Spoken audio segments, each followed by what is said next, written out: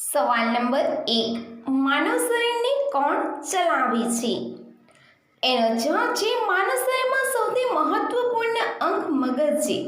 મગજમાં અબજો ન્યુરોન્સ હોય છે જે શરીરના અવયવોને નિયંત્રિત કરે છે. આ ઉપરાંત આપણું હૃદય આખા શરીરને ઓક્સિજન અને લોહી પણ પૂરું પાડે છે. સવાલ નંબર 2, આકાશમાંથી બરફ કેવી રીતે પડે છે?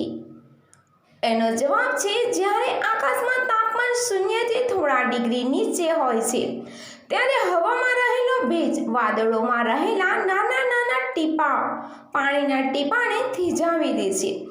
આ થીજી ગયેલા ટીપા પર વધુ પાણી એકઠું થાય છે. ધીમે ધીમે તે બરફના ગોળા બનાવે છે.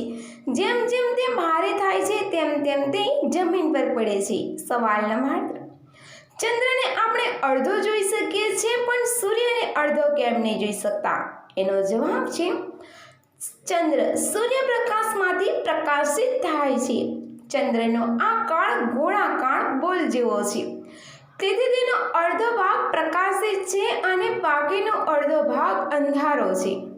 બીજી બાજુ સૂર્ય ફક્ત તેની ધરી પર ફરે છે. તે પૃથ્વી અને ચંદ્ર કરતાં ઘણો મોટો છે.